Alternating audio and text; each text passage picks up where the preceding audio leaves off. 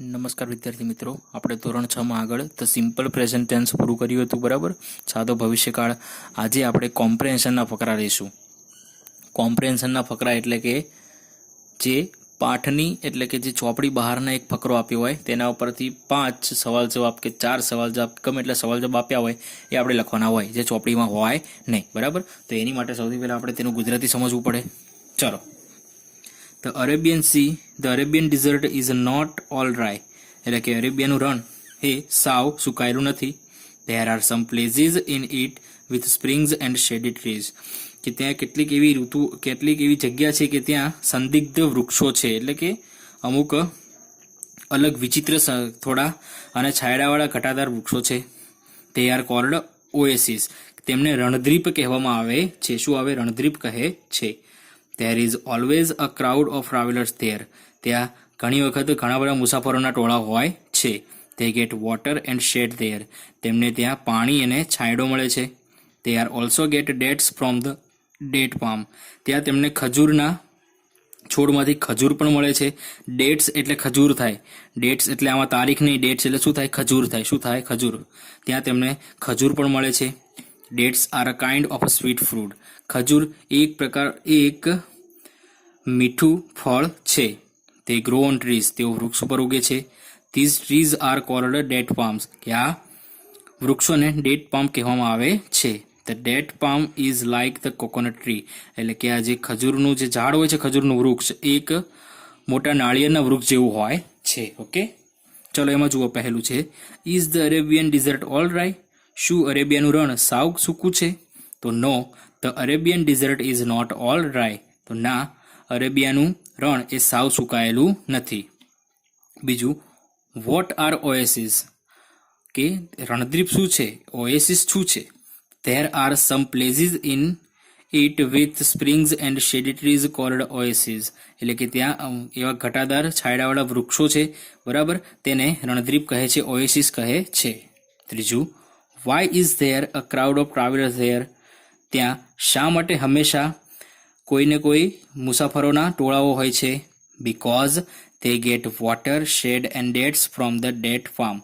કારણ કે તેઓને ત્યાં પાણી, છાંયડો અને ખજૂરના વૃક્ષમાંથી ખજૂર મળી રહે છે. ચોથું, What are dates? ખજૂર શું છે?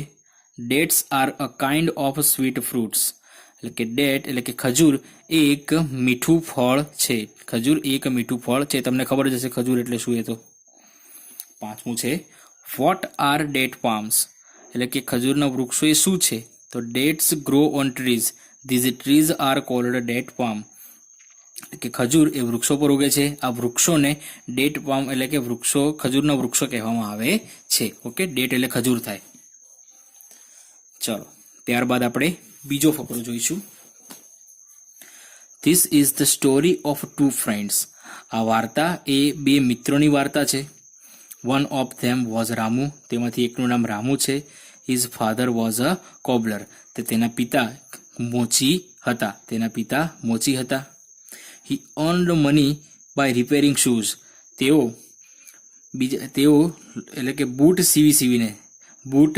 સીવીને પૈસા કમાય છે. The other was Pratap. બીજાનું નામ પ્રતાપ હતું. His father was the sarpanch of the village.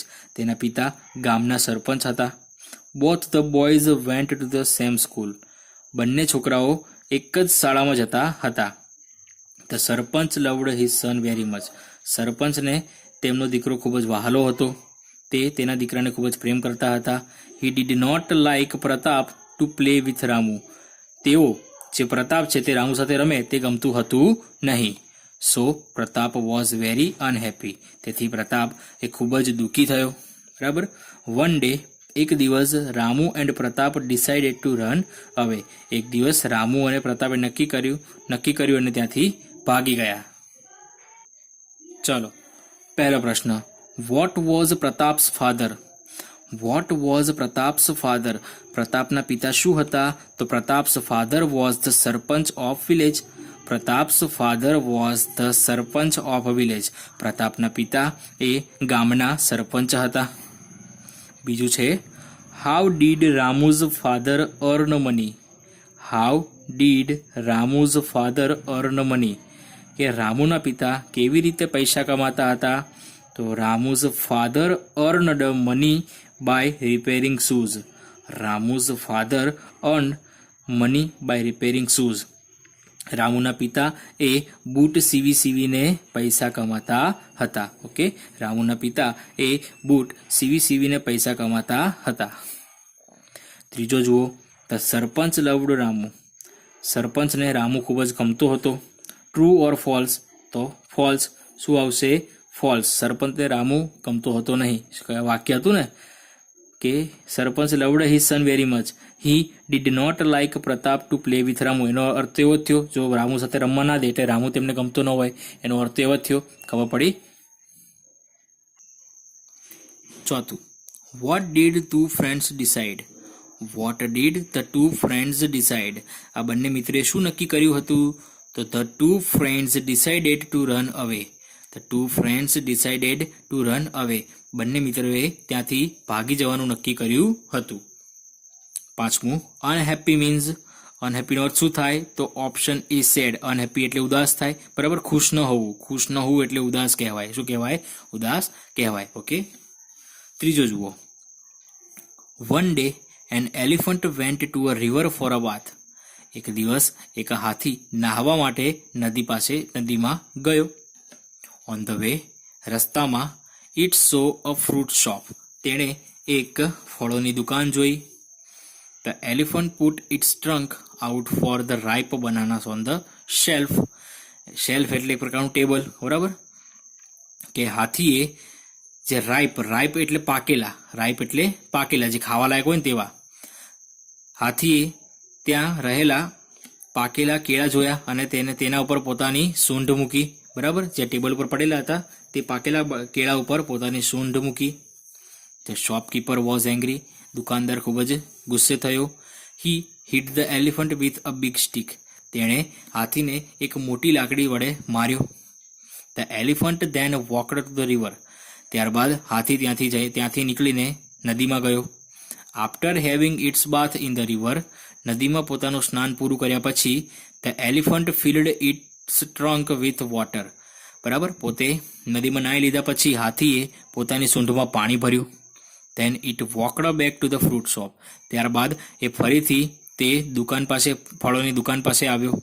He stood in front of the shopkeeper. તે ત્યાં દુકાનદારની સામે ઊભો રહ્યો. Raised its trunk. પોતાની સૂંઢ ઊંચી કરી. And threw water on him. અને બધું જ પાણી તેના ઉપર ફેંક્યું. Then it walked away quietly. ત્યારબાદ તે ત્યાંથી શાંતિથી જતો રહ્યો. બરાબર. ચલો પ્રશ્ન જોઈશું.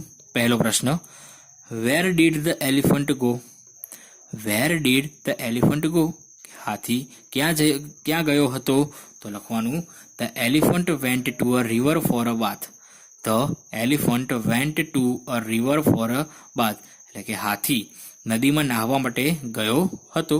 હાથી એ નદીમાં નાહવા માટે ગયો હતો.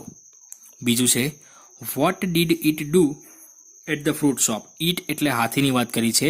ઈટ એટલે હાથીની વાત થઈ છે. What did it do at the fruit shop?